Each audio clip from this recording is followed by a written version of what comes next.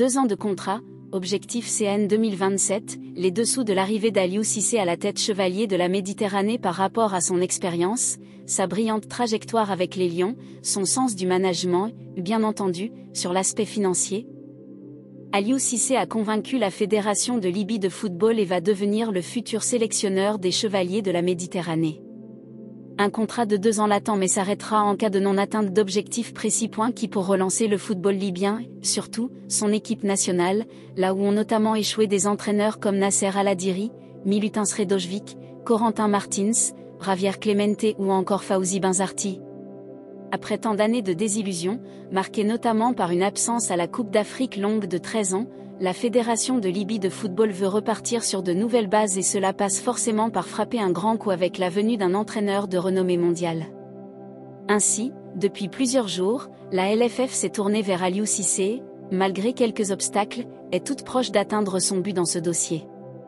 2 ans de contrat et la CAN 2027 pour principal objectif. L'intérêt de la Libye de nommer Aliou Cissé à la tête de sa sélection a été révélé par nos confrères de Sport News Africa. Les rumeurs ont envahi la toile après que le tacticien de 48 ans ait pris, il y a quelques jours, la direction de Benghazi afin d'assister à la réouverture du principal stade du pays.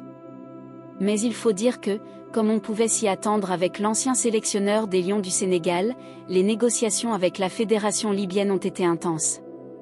Mais tout est bien qui finit bien. L'accord est désormais clos entre les parties prenantes, et El Tactico est attendu en Libye le mercredi 5 mars prochain afin de parapher son bail et s'ouvrir une nouvelle page dans sa carrière. Selon nos informations, l'ancien joueur du Paris Saint-Germain signera un contrat de 2 ans, plus une année en option en cas de qualification pour la CAN 2027.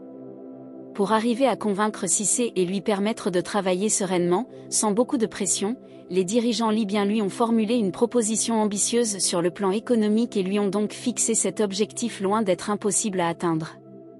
De plus, le coach champion d'Afrique aura comme mission de superviser les jeunes talents évoluant dans le football de petite catégorie. Il pourra s'y appuyer pour renforcer son équipe et mener à bien son aventure libyenne, après sa brillante trajectoire avec le Sénégal.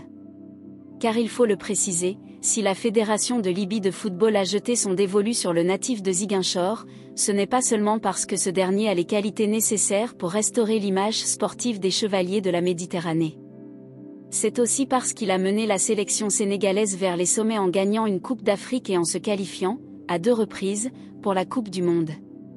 Justement, si la Libye est plutôt bien classée dans son groupe de qualification pour le Mondial 2026, il n'y aura pas de question sur la continuité d'Aliou Cissé en cas de non-qualification.